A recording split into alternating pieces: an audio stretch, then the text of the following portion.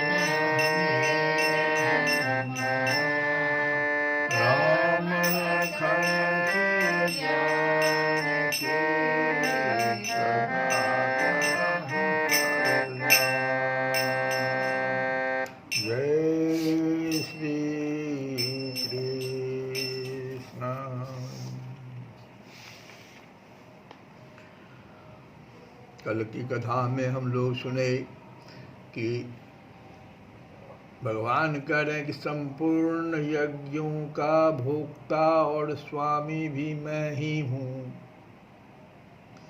लेकिन जो मुझ परमेश्वर को तत्व से नहीं जानते, तत्व से जानने का अर्थ है कि किसी अन्य देवता की भी पूजा अगर आप करते हैं तो वह भगवान की ही पूजा है। ये अगर आप तत्व से नहीं जानते तो उनका पुनर्जन्म को प्राप्त होते हैं, इसी को गिरना कहते हैं। अब प्रश्न यहाँ उठ गया कि भगवान के भक्त, जो भगवान के भक्त हैं वो तो आवागमन को नहीं प्राप्त होते हैं, लेकिन जो देवताओं के उपासक हैं वे गिर जाते हैं, आवागमन को प्राप्त हो जाते हैं। इसका क्या कारण है? तो इस जिज्ञासा पर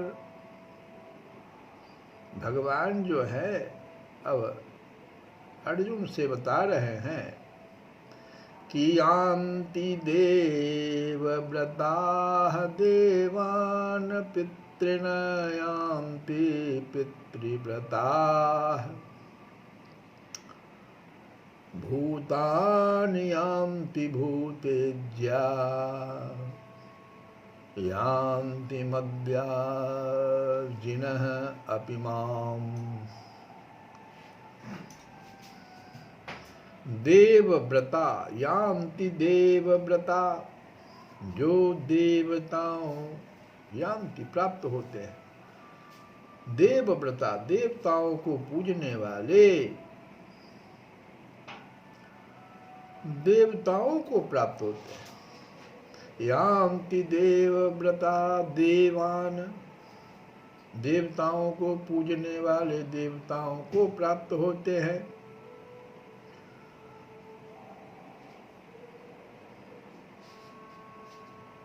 पितॄन् यान्ति पितृव्रताः, और पितरों को पूजने वाले पितरों को प्राप्त होते हैं।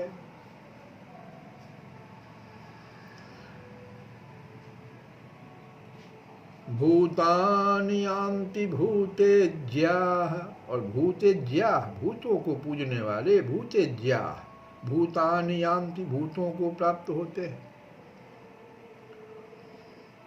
लेकिन मद्याजिनः, मेरा पूजन करने वाले भक्त, माम अपि यान्ति, मुझको ही प्राप्त होते हैं। इसलिए मेरे भक्तों का पुनर्जन्म नहीं होता। देवताओं को पूजने वाले देवताओं को प्राप्त होते हैं, पितरों को पूजने वाले पितरों को प्राप्त होते हैं, भूतों को पूजने वाले भूतों को प्राप्त होते हैं, और मेरा पूजन करने वाले भक्त मुझको ही प्राप्त होते हैं। इसलिए मेरे भक्तों का पुनर्जन्म नहीं होता। उपास्य के स्वरूप और उपासक के भाव से उपासना के फल में भेद होता है।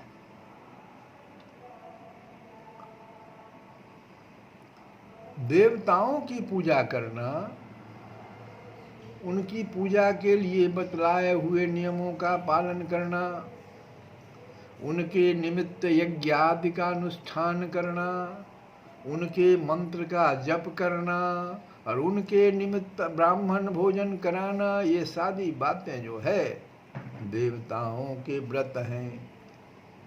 इनका पालन करने वाले मनुष्यों का वाचक क्या हो गया? देवव्रता। ऐसे मनुष्यों को अपनी उपासना के फलस्वरूप भगवान कह रहे हैं कि उपास्य के स्वरूप और उपासक के भाव से उपासना के फल में भेद हो जाता है। तब यहाँ देखो, यहाँ उपास्य का स्वरूप भी बदला और उपासक का भाव भी बदल गया। तो ऐसे मनुष्यों को अपनी उपासना के फलस्वरूप जो उन देवताओं के लोकों की, उनके सदृश भोगों की अथवा उनके जैसे रूप की प्राप्ति होती है, वही बात यहाँ पर देवव्रता, देवों को प्राप्त होना हुआ, क्योंकि आपने वही जिज्ञासा किया। देवताओं को पूजने वाले देवताओं को प्राप्त होते यान्ति देवव्रता देवान। अब दूसरा है कि पितरों को पूजने वाले,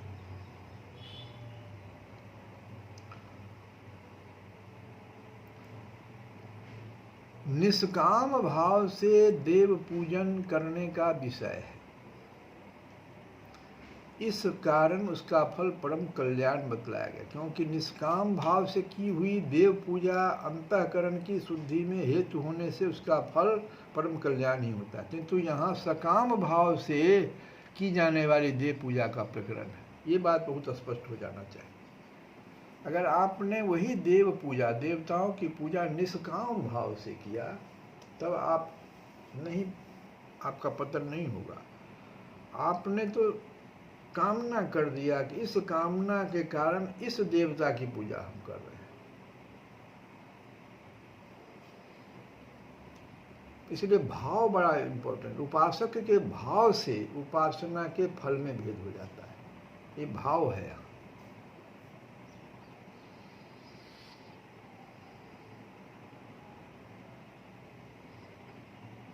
और पितरों के लिए यथाविधि क्या है?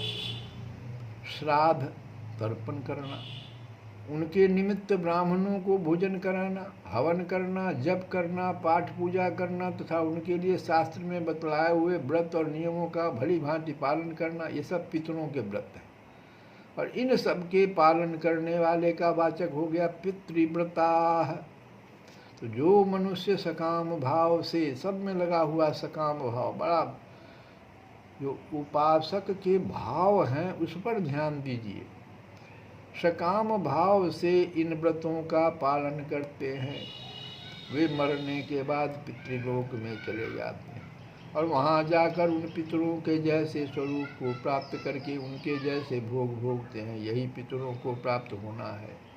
ये भी अधिक से अधिक दिव्य पितरों की आयु पर्यंत ही वहाँ रह सकते हैं, अंत में इनका भी पुनरागमन होता है।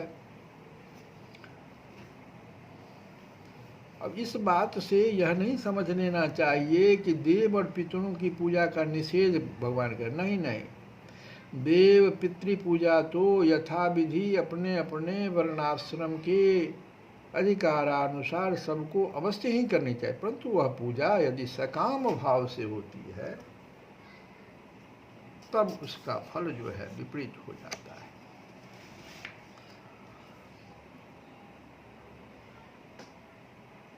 और यदि कर्तव्य बुद्धि से भगवत आज्ञा मानकर कि नहीं ये मेरा कर्तव्य है, ये भगवान की आज्ञा, शास्त्र में ऐसा लिखा हुआ है कि पुत्र को ऐसा करना चाहिए, तो वहाँ निष्काम हो गया। भगवत पूजा समझकर, भगवत आज्ञा मानकर, भगवत पूजा समझकर जो अगर किया जाता है तो वह भगवत प्राप्ति रूप महान फल में प्राप्त कारण हो जाता है। इसलिए देव पितृकर्म तो अवश्य करें, परंतु उनमें निष्काम भाव लाने का प्रयत्न करें। सो भाव यहाँ यही है। और भूतेज्या, जो प्रेत और भूत गणों की पूजा करते हैं, उनकी पूजा के नियमों का पालन करते हैं, उनके लिए हवन या दान आदि जो भी कुछ करते हैं वो सब भूतेज्या पद है। ऐसे मनुष्यों का जो उन भूत प्रेत आदि के समान रूप भोग आदि को प्राप्त होता है। भूत प्रेतों की पूजा तामसी पूजा कहलाती है तथा ये अनिष्ट फल देने वाली है, इसलिए उसको नहीं करना चाहिए।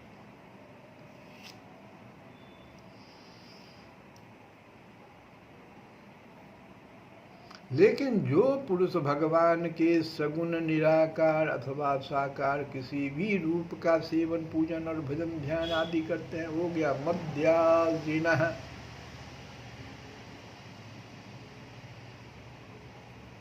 समस्त कर्म उनके अर्पण कर देते हैं, उनके नाम का जप करते हैं, गुणानुवाद सुनते हैं और गाते हैं, और इसी प्रकार भगवान की भक्ति विषयक विविध भांति के साधन करते हैं।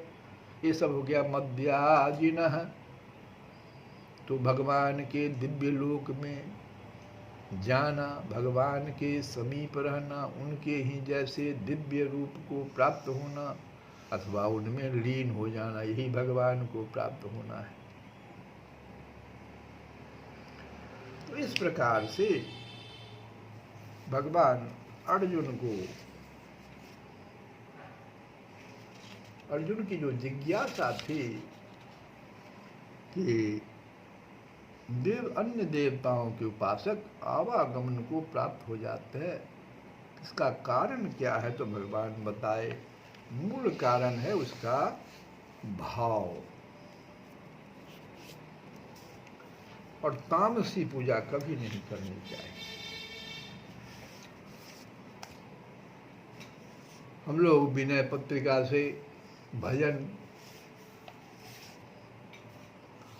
जो गा रहे हैं कि रघुबर रावणीय है बड़ाई, हे रघुश्रेष्ठ आपकी यही बड़ाई है कि आप धनियों का, धनांधों या गणमान्यों का, धन विद्या या पद के अभिमानियों का अनादर कर गरीबों का आदर करते हैं। और आगे तुलसी बाबा कहते हैं कि ऐसे राम दीन हितकारी, दीनों का ऐसा हित करने वाले श्री रामचंद्र जी हैं। वे अति कोमल करुणा के भंडार, बिना ही कारण दूसरों का उपकार करने वाले हैं। अब आगे है कि स्वान कहे त्वें कियो पुर बाहिर, जति गंध चढ़ाई। स्वान कहे त्वें कियो पुर बाहिर, जति गंध चढ़ाई। पिय निंदक मति मंद प्रजा रज, निज नयन नगर बसाई। रघुवर, हे रघुश्रेष्ठ आपकी यही बड़ाई है कि आप धनियों का अनादर कर देते हैं। यहाँ पर तुलसी बाबा कहते स्वान कहे, कुत्ते के कहने पर सन्यासी को तो हाथी पर चढ़ाकर नगर के बाहर निकाल दिया। कुत्ते के कहने पर सन्यासी को तो हाथी पर चढ़ाकर नगर के बाहर निकाल दिया, और श्री सीता जी की झूठी निंदा करने वाले मूर्ख धोबी को अपनी प्रजा समझकर नीति से अपने नगर अयोध्या में बसा लिया, क्योंकि वह दीन गरीब था। दीन गरीब था। आगे कहते हैं कि यही दरबार दीन को आदर, यही दरबार दीन को आदर। रीति सदा चली आए, यही दरबार दीन को आदर। रीति सदा चली आई, दीन दयालु दीन तुलसी की, काहू न सूरत पराई। रघुवर रावणीय है बड़ाई, रघुवर रावणीय है बड़ाई। इससे सिद्ध है कि इस दरबार में, राम जी के दरबार में, राम राज्य में दीनों के आदर करने की रीति सदा से चली आ रही है। किंतु हे दीन दयालु, क्या इस दीन तुलसी का ध्यान आपको आज तक किसी ने नहीं दिलाया? दीन दयालु दीन तुलसी की, काहू न सुरति कराए, काहू न सुरति कराए। श्री कृष्ण गोविंद हरे मुरारे, हे नाथ नारायण वासुदेव।